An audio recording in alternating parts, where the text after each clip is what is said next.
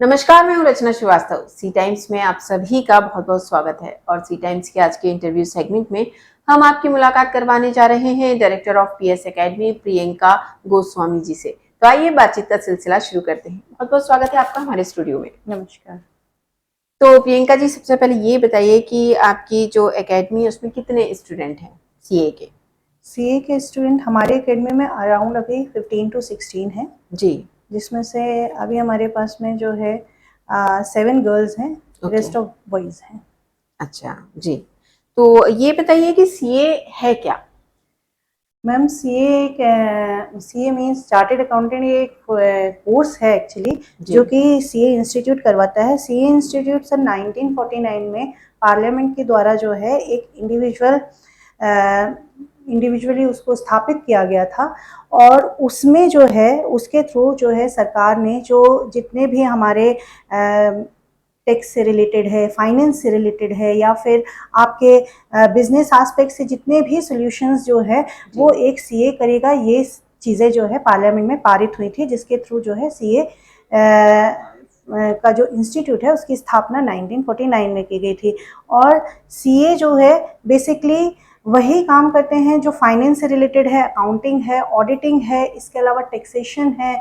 और आपका अगर इसके अलावा जो आपका जितने भी अकाउंट एडवाइजरी है वो सारे के सारे जो है सीए के ही थ्रू किए जाते हैं हमारे इंडिया में या फिर ऑल ओवर वर्ल्ड में। जी। तो ये बताइए कि how to register for CA exams? CA exams के लिए रजिस्ट्रेशन के लिए हमको जो है जो बच्चा होता है सबसे पहले तो वो 10+2 होना चाहिए, या फिर उसी के इक्विवेलेंट जो उसकी स्टडीज़ होना चाहिए। जी। और उसकी मिनिमम एज जो है 18 ईयर है। बट जो उसका मैक्सिमम एज का ऐसा कोई लिमिट यहाँ पर डिस्क्राइब नहीं है सीए में। तो आपको एटलीस्ट 18 ईयर होना चाहिए, मिनिमम 18 ईयर होना चाहिए। इसके अलावा आपका जो है बच्चे को 10+2 या फिर उसके इक्विवेलेंट जो है रहना चाहिए। जी। अगर सीए का कोर्स 12th के बाद कोई नहीं कर पाए तो उसके लिए फिर क्या है? फाउंडेशन क्या ग्रेजुएशन के बाद भी आप कर सकते हैं सीए का बिल्कुल, कोर्स? सीए का कोर्स आप ग्रेजुएशन के बाद में भी कर सकते हैं। जैसे कि हमने आपको जैसे लोगों को पता होगा कि 10+2 के बाद में जो है बच्चा जो है फाउंडेशन के लिए रजिस्टर करवाता है जी। सीए इंस्टीट्यूट में। और ग्रेजुएशन के बाद में जब वो करता है और जब वो फाउंडेशन के लिए करता है तो वो 4.5 साल का कोर्स होता है, अगर बच्चा रेगुलरली पास होता है तो। लेकिन जब आप ग्रेजुएशन के बाद में जाते हैं तो वो कोर्स की लिमिट घट के जो है वो 3 साल की हो जाती है। मीन्स उसमें जो है फाउंडेशन जो है वो कट हो जाता है। ओके। तो सीए के एग्जाम में मतलब कितने एग्जाम होते हैं सीए के? सीए में टोटल जो है 3 एग्ज़ाम्स होते हैं। जैसे कि फाउंडेशन का सबसे पहले फाउंडेशन एग्ज़ाम होता है, जी। जी। उसके बाद में आपका इंटरमीडिएट के जो है एग्ज़ाम होता है, और आखिरी में सीए फाइनल होता है। पहले इससे पहले बीच में उसको चेंज किया था। जो फाउंडेशन अभी मैं आपको बोल रही हूँ ये सीपीटी के टर्म में आ गया था। लेकिन अभी जो है फ़िलहाल वो सीए फाउंडेशन, फिर से वो सीए फाउंडेशन ही कहलाता है। जी। तो ये कोई जैसे हर कोर्स का एक टाइम लिमिट होती है, ईयर्स होते हैं, तो क्या सीए फाउंडेशन कोर्स का भी ऐसा कुछ है? कितने साल का कोर्स है ये? मैडम, सीए का जो कोर्स है इसका कोई भी लिमिट नहीं तय है। ओके। जैसा कि मैंने आपको बताया कि बच्चा एलिजिबल होना चाहिए, मीन्स मिनिमम उसकी एज 18 होनी चाहिए और 10+2 होना चाहिए। और ग्रेजुएशन के बाद में भी कर सकते हैं, ये भी मैंने आपको बताया। लेकिन सपोज अगर बच्चा पास नहीं हो रहा है, ठीक है, या फिर सीए फाउंडेशन उसने क्लियर नहीं किया है, तो वो उस समय तक जो है सीए नहीं बन सकता। या फिर इंटरमीडिएट पास हो गया, फाउंडेशन पास हो गया, बट सीए फाइनल पास नहीं है, तो तब तक वो सीए नहीं कहलाएगा। सीए नहीं कहलाएगा। और उसको जो है कि हमेशा जो है कि पूरे तीनों एग्जाम्स उसको क्लियर करना होगा, चाहे वो फाउंडेशन है, इंटरमीडिएट है, या फिर आपका जो एग्जाम फाइनल सी एग्जाम है। जब तक वो तीनों ही लेवल उसके क्रॉस नहीं होते हैं तब तक वो जो है सीए नहीं कहलाता है। जी। तो ये बताइए, तो आपने सीए एग्जाम्स के बारे में बताया कि 3 तरह से एग्जाम होते हैं। सीए फाउंडेशन में कितने पेपर होते हैं? मैम जब बच्चा 10+2 करके सीए फाउंडेशन के लिए एलिजिबल हो जाता है और जी। रजिस्टर करवाता है अपने आप को, तो सबसे पहले तो इसके हर 6-6 महीने में एग्ज़ाम होते हैं। मीन साल में 2 एग्ज़ाम्स होते हैं, एक तो मई में होता है और इसके अलावा एक तो मई में होता है और इसके अलावा एक जो एग्ज़ाम होता है आपका नवंबर में होता है। इसमें टोटल 4 पेपर होते हैं, 2 पेपर जो फर्स्ट एंड सेकंड पेपर होते हैं वो आपके सब्जेक्टिव होते हैं और थर्ड एंड फोर्थ पेपर आपका ऑब्जेक्टिव होता है। जो सब्जेक्टिव पेपर्स होते हैं उनमें माइनस मार्किंग नहीं होती या नेगेटिव मार्किंग नहीं होती है, लेकिन जो आपके थर्ड और फोर्थ पेपर है जी। उसमें आपका नेगेटिव मार्किंग होती है 1/4 के अकॉर्डिंगली। ओके। तो इस एग्जाम्स में इन एग्जाम्स में अपीयर होने के लिए एज लिमिट या फिर कोई टाइम बाउंडेशन भी होती है क्या? मैम ये कोई टाइम बाउंडेशन नहीं है इसमें। जैसे आपने देखा होगा कि अपार्ट ऑफ दैट कि अगर आप सपोज आप आईआईटी के प्रिपरेशन कर रहे हैं जी या फिर जी। नीट का प्रिपरेशन कर रहे हैं, आप एक बार क्या है कि आपने नीट के लिए अगर आप नीट में क्वालिफाई कर जाते हैं तो आपको कोई भी कॉलेज आपको अलॉट हो जाता है फॉर दी एमबीबीएस, है ना। लेकिन सीए में रजिस्ट्रेशन इज़ वेरी इजी, कि आप रजिस्ट्रेशन तो बहुत आसानी से करवा लेंगे कि आपने देख लिया आप 10+2 हैं, 18 जी साल के हैं, आपने रजिस्ट्रेशन करवा लिया। लेकिन आपको उसके बाद में आप इसमें फाउंडेशन भी क्लियर कर लेते हैं। स्टिल आपको कोई यहाँ पर एक कॉलेज सिस्टम तो है नहीं कि आपने जो है एग्ज़ाम दिया देन आपके जी पास में कॉलेज आ गया, आपने वहाँ पर पढ़ाई कर ली। जी। उसके बाद में आपको जो है सेल्फ स्टडीज़ के थ्रू या फिर आप किसी कोचिंग इंस्टीट्यूट के थ्रू आप उसके बाद में इसमें फाउंडेशन के बाद में आप इंटरमीडिएट करेंगे, इंटरमीडिएट के बाद में आप फाइनल करेंगे। तो ये सारे के सारे जो प्रोसेस हैं इसके बाद में ही एक बंदा सीए कहलाता है। तो जी इसमें टाइम लिमिट, एज लिमिट ऐसा कुछ भी नहीं है। आप मिक्स टू मिक्स या फिर जब तक आप देना चाहें तब तक आप अटेम्प्ट दे सकते हैं। और लेकिन हाँ, इसमें जाना आसान है बोल सकते हैं, निकलना आसान नहीं है। जी जी जी। हम्म। तो सीए कंप्लीट होने के बाद क्या कंपनीज के थ्रू प्लेसमेंट वगैरह भी होता है? हाँ जी मैम, बिल्कुल होता है। जी आपको जब आप सीए कंप्लीट कर लेते हैं, मीन्स बच्चा जब फाइनल सीए फाइनल क्रॉस कर लेता है, जी जी तो उसके बाद में क्या होता है कि बच्चे को जो है कि सीए इंस्टीट्यूट के थ्रू क्या होता है कि आपको प्लेसमेंट होता है। जी। इसमें 2 तरीके का हो सकता है। अगर प्लेसमेंट के थ्रू आप किसी कंपनी के थ्रू जाके किसी कंपनी के फाइनेंस वगैरह में या उसके अकाउंट डिपार्टमेंट में जाना चाहते हैं, आप वो कर सकते हैं।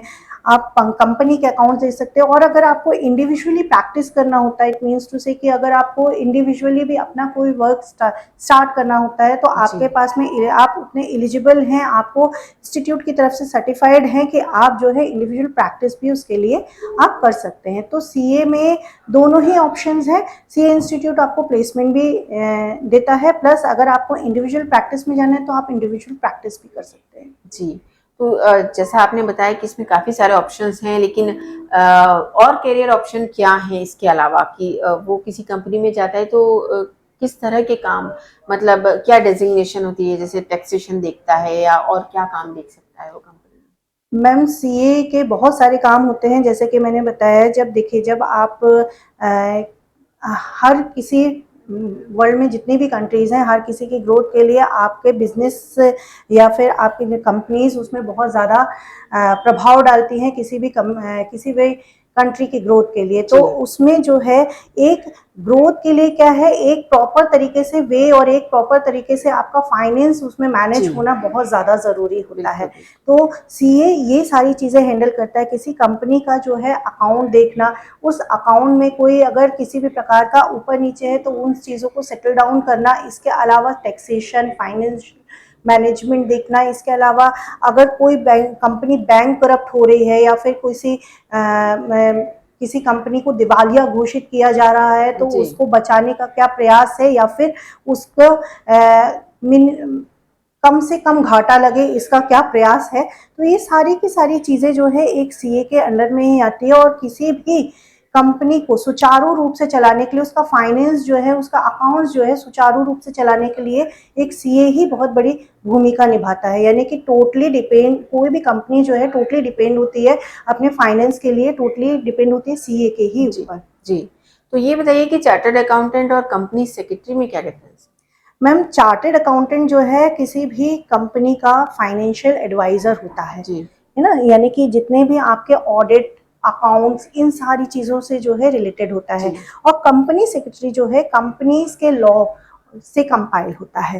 तो ये जो है ये सबसे बेसिक डिफरेंस है कि आपके चार्टर्ड अकाउंटेंट हैं वो टोटली आपके फाइनेंस से रिलेटेड आपके कामकाज देखते हैं, जबकि कंपनी सेक्रेटरी आपकी कंपनी से रिलेटेड और कंपनी लॉ से रिलेटेड जितने भी कामकाज हैं वो आपके कंपनी सेक्रेटरी के ही अंडर में आते हैं। जी। अगर इंडियन इकोनॉमी की बात करें तो सीए कितना इम्पोर्टेंट है? ऑब्वियसली बहुत इंपॉर्टेंट है। अभी आप देखिए कि हमारी इंडिया कितने अच्छे से ग्रोथ कर रही है, आगे बढ़ रही है। अभी G20 भी हमारे देश में ही होने वाला है। तो आप जब हमारे देश में लोगों के मूवमेंट बढ़ते हैं, बाहरी कंट्रीज़ के मूवमेंट बढ़ते हैं, तो क्या होता है कि हमारे देश को बिजनेस मिलता है। ऑब्वियसली हमारे देश में कोई दूसरी कंपनियां या फिर बाहर की कोई कंपनियां आके स्थापित होना चाहती है, जब यहाँ पे यानी कंपनी में आपके कंट्री में जो है अगर दूसरे देशों का इन्वॉल्वमेंट होता है या फिर मूवमेंट बढ़ता है, तो वहाँ की कंपनीज यहाँ पर आके बिजनेस करना चाहती हैं। जब बिजनेस करना चाहेंगी तो ऑब्वियसली उस बिजनेस को एक प्रॉपर वे में करना होगा। एक उसका जो फाइनेंस है आपका, वो फाइनेंस या फिर अकाउंट्स, ये सारी चीज़ें देखने के लिए और या फिर उसमें किसी भी प्रकार का कोई भी अकाउंट से रिलेटेड या अकाउंट से संबंधित जो भी काम है वो एक सीए ही देखेगा। बिकॉज बोलते भी है ना कि जिसका काम उसी को साझे। जी। अगर कोई दूसरा व्यक्ति जो कि एक प्रोफेशनल डिग्री नहीं है उसके पास में, और मान लीजिए वो आपके कंपनी के अकाउंट्स वगैरह देख रहा है, तो उसमें गलतियां होना संभव है। जी। लेकिन क्या है, एक सीए अगर देखता है तो वो आपको एक प्रॉपर वे में देख रहा है, आपको स्टेप बाय स्टेप वो चीज़ों को फॉलो करा रहा है। तो जी। वो सारी चीज़ें जो है कंपनी में, इसीलिए बोलते हैं कि इंडिया में अगर दूसरी कंपनियां आएंगी तो आपको क्या है कि इसमें ग्रोथ भी जो है आपको इंडिया में जैसे दूसरी कंपनियां आती हैं तो उसमें आपने जो है ग्रोथ भी जो है सीए इसमें बहुत महत्वपूर्ण भूमिका निभाएगा। जी। तो हमें ये बताइए कि टैक्सेशन क्या है और उसके कितने पार्ट्स हैं और किन के लिए एप्लीकेबल है? मैम, टैक्सेशन आपके इंडिविजुअली भी है और बिजनेस में भी है। जी। मीन्स अगर आपका कोई बहुत बड़ा बिजनेस है तो उसमें का भी टैक्स ऑडिट होता है, या इंडिविजुअल है तो आप टैक्स पे ही होते हैं। तो आपको दोनों ही पार्ट में जो है टैक्सेशन होता है, यानी इंडिविजुअल भी है एंड बिजनेस भी है।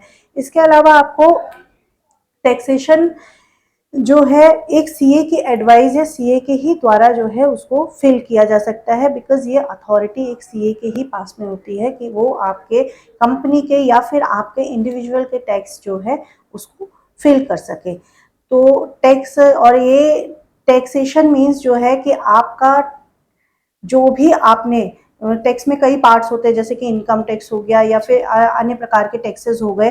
तो ये सारे जो है इनको फिल करने का जो अधिकार है या फिर इनके राइट्स जो है वो सीए के ही पास में है। ओके। तो काफ़ी सारी आपने हमें नॉलेज दी है, तो चलते-चलते हमारे व्यूअर्स को क्या मैसेज देना चाहेंगे? व्यूवर्स को, अगर मैं आपको व्यूवर्स को ये सीधा यही आपको बताना चाहूँगी कि अगर मान लीजिए बच्चों, अगर आप 12th में अगर या 11th में आप कॉमर्स लेते हैं, तो जनरली हमारी सोसाइटी का ये मूल मंत्र होता है कि जिसने मैथ्स लिया है तो वो सुपर इंटेलिजेंट है, जी। बायो लिया तो इट्स हाँ वो भी अच्छा है। तो जिसके पास कोई होप नहीं होती है वो कॉमर्स लेता है, ऐसा कुछ नहीं है। कॉमर्स में बहुत सारे करियर अपॉर्चुनिटीज़ होते हैं। आप सीए करिए। आप सीए बहुत ज़्यादा, मैं ये मानती हूँ क्योंकि ये भी एक टफ कोर्स होता है। जी। But her her cheese tough है। अगर आप इस चीज़ को निकाल लेते हैं तो आपका लाइफ भी सेटल हो जाता है। आपका करियर एस्पेक्ट से आपके लिए सीए एक बहुत बढ़िया प्लान है। तो आप कॉमर्स लेते हैं तो बिल्कुल हताश ना होइए, आप सीए करिए। सीए के अलावा भी और बहुत सारे करियर अपॉर्चुनिटीज़ है आपके कॉमर्स के अंदर, आप वो भी करिए बिल्कुल। तो CA is the best, but CA is the best for the commerce students. जी, बिल्कुल। तो बहुत-बहुत शुक्रिया आपका हमारे स्टूडियो में आने के लिए थैंक यू। और हमारे क्वेश्चंस के आंसर करने के लिए।